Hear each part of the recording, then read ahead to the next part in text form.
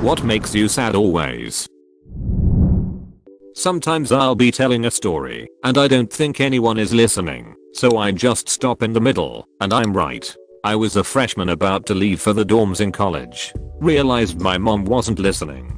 And it was when I realized she wasn't listening all these other times too. My whole life she hasn't been interested in most of what little stories and things that I was telling her. It really hurt, and I went from thinking I was going to call her every week and share my college life with her to going every month or so. Our relationship was never the same because I realized she just wasn't interested.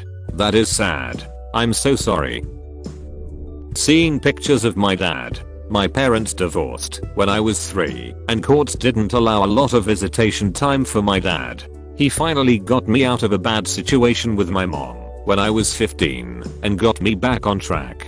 He died a few years later, and I always feel like I got cheated out of having him in my life. Or I'm sorry, just makes that time more valuable and memorable. My oldest sister died 3 years ago. She was 33 and I was freshly 18. With the age gap our relationship was hard, and she always sucked ass at showing up. Finally got to a point in our lives that we could have an adult relationship, and I'm telling you man, all I ever wanted growing up was to be like her and be with her. But we finally get to that point, and she died of liver and kidney failure. Couldn't stop drinking. I get a huge mix of sad and angry emotions over it. But instead of still being mad and upset that it happened, I've learned to cherish the memories I had with her and the time I had spent. I'll learn from the mistakes she made. I know our situations aren't really close to the same, but I too feel cheated out of having her in my life. But you have to move on from that and hold on to what you have. He got you back on track. Stay on track and be the best you that you can be. Cherish the years you had with him and regret nothing. Death is very hard and fricked up, but it has to make us stronger in the end. I just lost my best friend to alcohol-related liver and kidney failure almost a month ago. He should be turning 36 in 3 weeks. My heart is broken. I'm trying to stay stuck to the high points, but it's tough for now. I'm sure I'll get there eventually. The days are generally getting a little easier. It was nice to read your comment. I'm sorry you had to experience it with your sister. I hope you're doing well these days. It sucks that there are some things that aren't fair and we can't control. How many friends I've gradually lost over the years. I'm 35, just because of drifting apart, starting families, etc, and how at the same time, it has become exponentially harder to make new friends. I'm a month shy of 35, and it's gotten to the point that I have exactly one friend I still see from time to time. It definitely gets harder to make new friends, but I see it as a sign that I need to branch out and try new things as a way of meeting new people. A shrinking friend pool is an indicator of needing to push yourself out of your comfort zone a little more, at least in my view. Once this pesky pandemic is behind us, of course. I'm only 23, but I can relate completely. Graduated college and moved to a new city in June. I've been working remotely ever since and have only had a couple hours of face-to-face interaction a week when I go grocery shopping or on an errand. Only a few friends I play video games with occasionally, all online. It's been pretty rough, but I hope to use it as motivation to push myself out of my comfort zone if COVID ever gets better. Seeing someone disappointed in me, it's the same look in their eyes.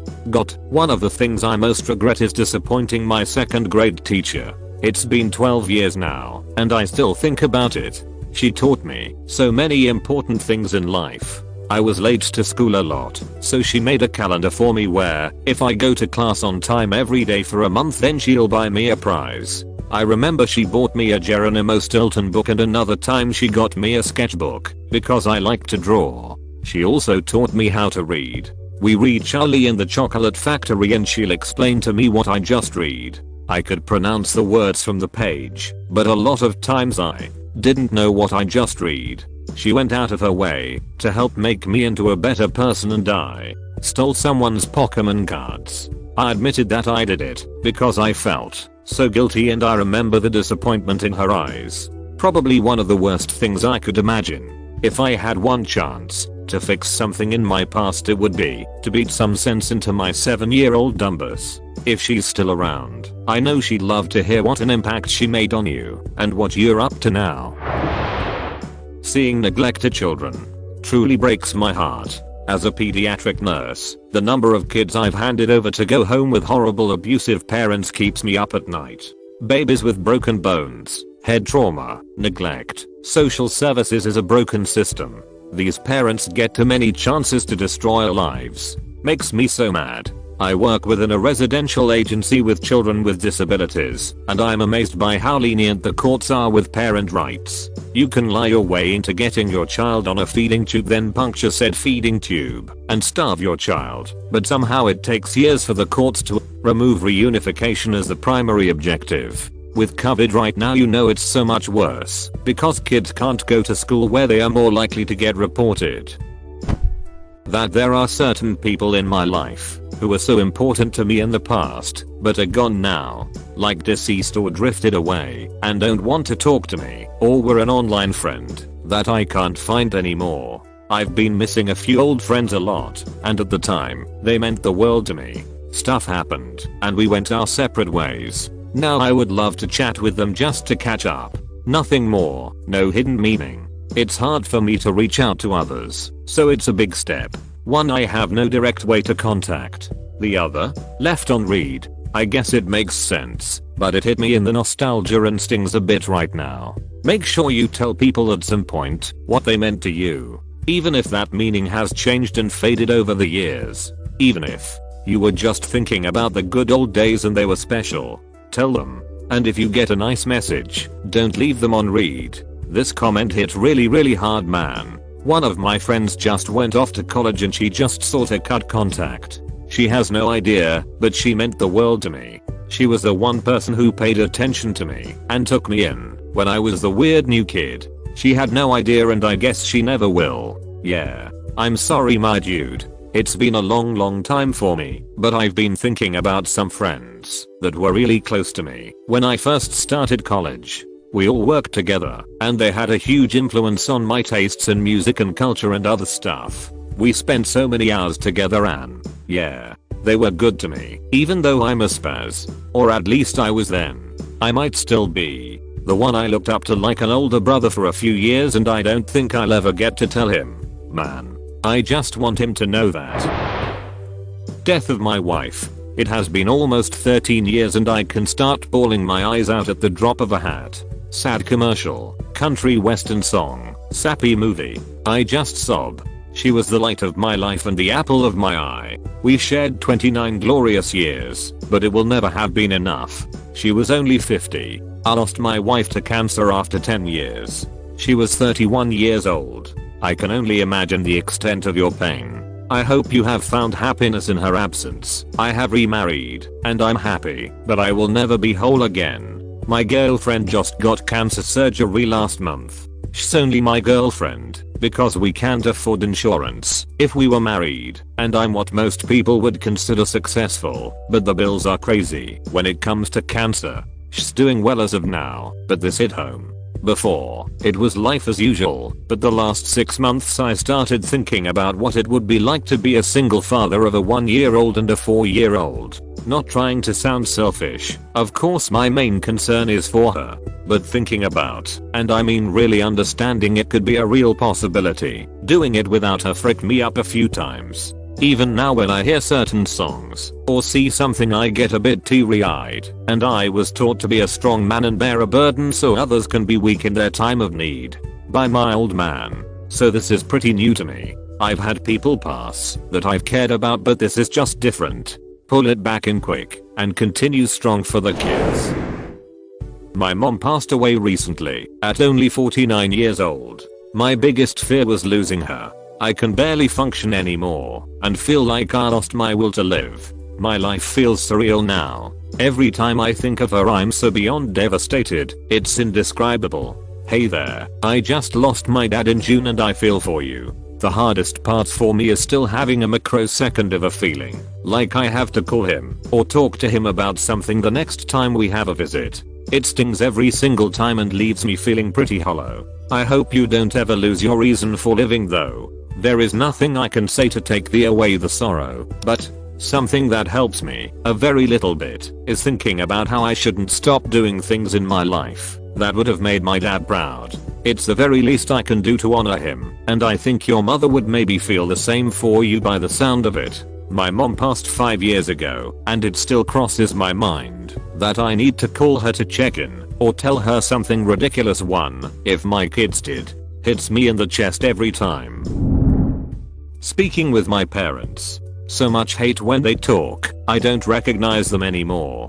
We talk to each other like we are both pretending to be someone else. Same. I've reached an age where I feel like the child has become the parent, but they can't see me as anybody other than a child and not worth respect even as an adult who's been out of the house for nearly 2 decades working my ass off. I've watched them become willfully ignorant and dug into their trench full of hate and conspiratorial lies. Thanks to Rush Limbaugh, Hannity, Glenn Beck, Tucker Carlson, and the rest of the manipulative goblins making their living on divisive angry falsehoods. Before 2020, I would speak to my mother every week. Nearly a month has passed since last we spoke. It really upsets me. The hardest thing to accept as an adult is that your parents were just people with all kinds of faults and flaws and foibles. They held up the sky, and then you took up your corner of it. As an adult yourself, they're adults with a special history with you, but still, they're just other people. At some point, you judge them as fellow adults, not as people who hold up the sky. At some point you've got to ask yourself if they are people you want in your life. Do they bring anything to it, move it along, help you to grow, bring you comfort? Do you do the same for them? Hard thing to ask, and a hard thing to deal with. It's like watching someone get sucked into a cult. It is a cult, TBH. They accept that reality as their own, and you literally can't do anything about it. If there's one thing you can't control without breaking them, it's someone else's reality. Sadly, we as a society are watching our elders' reality being broken by people who have no care or whit of compassion for them, but they take that ugliness over the love of their kids. They throw away the love and drink the poison.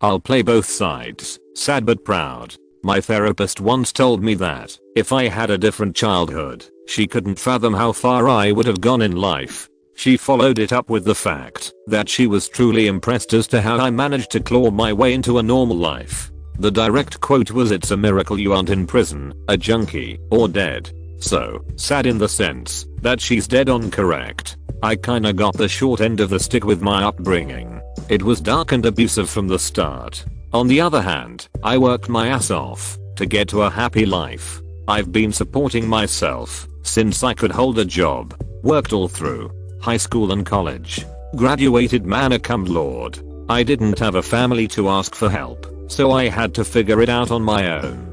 Now I have a beautiful wife, a home, too many dogs, and a pretty solid job. Am I a bit prideful? Yeah. Does it bum me out that sometimes I feel like I could have had a different life if I'd been put into the foster system? Occasionally. What I do know is that every morning I wake up next to the love of my life in a home that I can call my own. Kinda rambled off topic there. I suppose I needed to rant. You should be proud. That's awesome. You're an inspiration.